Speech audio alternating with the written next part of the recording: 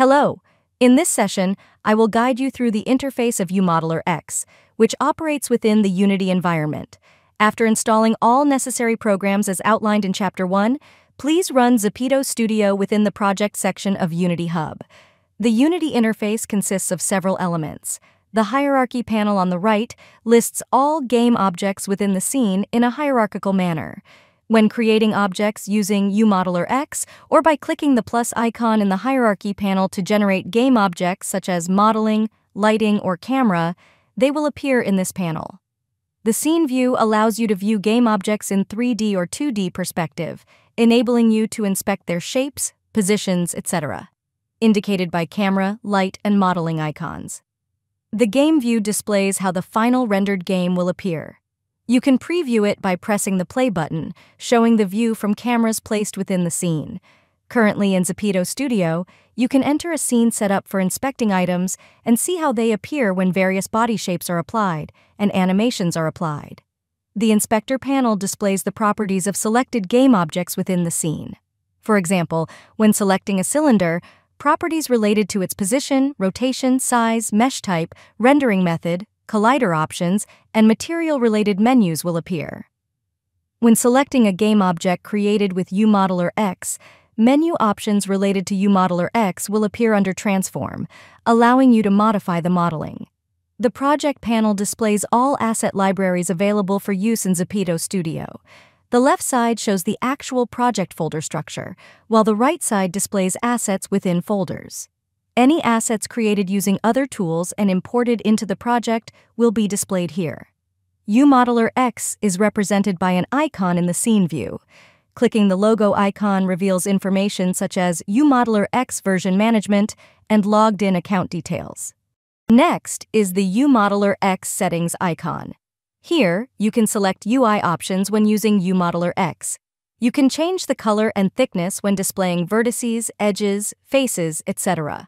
The middle icon, when clicked, opens the inspector used for creating objects with UModeler X, one of the most commonly used icons. Now let's learn about screen movement in the scene view.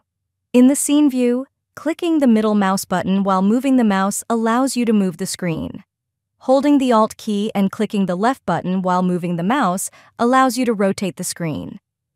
Using the mouse wheel or holding the Alt key and clicking the right mouse button while moving allows you to zoom in or out. Pressing the F key after selecting an object will zoom the view to fit the object in the center of the screen.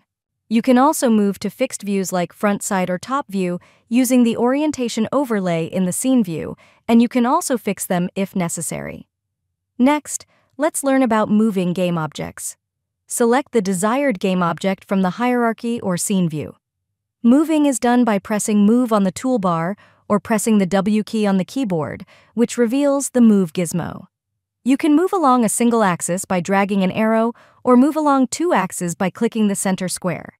Rotation is done by pressing Rotate on the toolbar or pressing the E key on the keyboard, revealing the Rotate gizmo.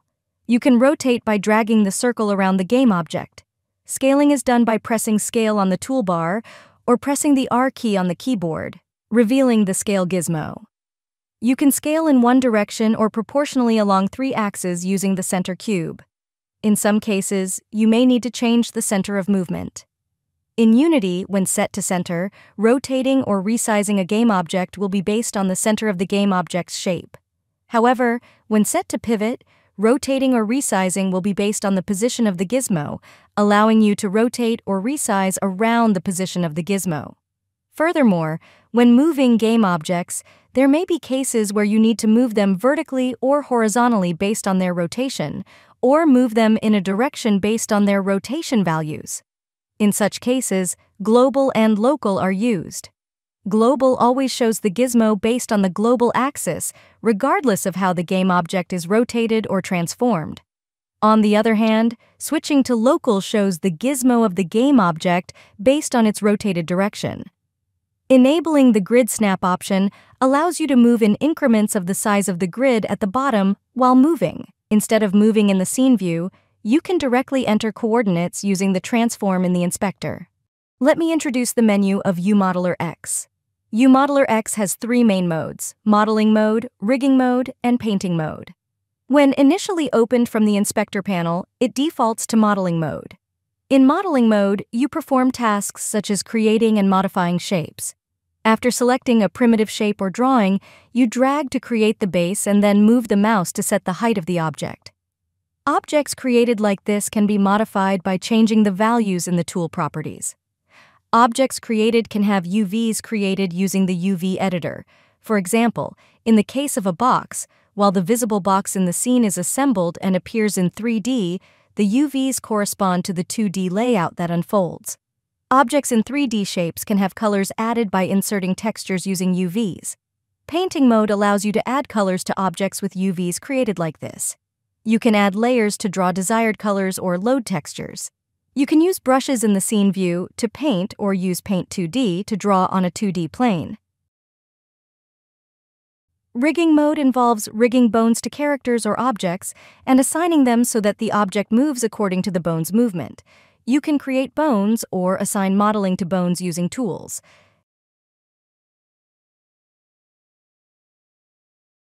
UModeler X shortcuts can be set or modified using Unity's Shortcut Manager.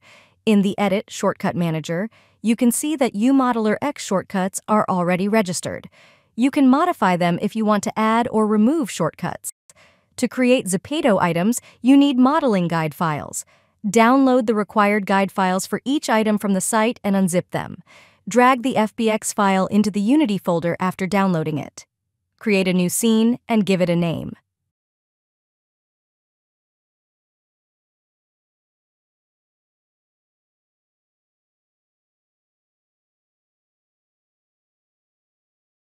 Drag the imported FBX file into the scene to display the guide file modeling in the scene view. As externally imported modeling files cannot be modified with UModeler X, first, select the prefab highlighted in blue, then right-click and choose Prefab, Unpack. Right-click on the guide file imported from the hierarchy and select UModeler X. UModelerize to make it editable with UModeler X. Now you can edit the modeling in Unity. Unity typically uses externally imported modeling files within scenes. Therefore, modeling files created with UModeler X cannot exist solely within the scene. When you save a scene file containing modeling done with UModeler X, you'll notice that both the scene file and the modeling file are automatically saved, with the scene name in the folder where the scene file exists. We have explored the Unity and UModeler X UI. Next time, we will learn how to model Zepeto items.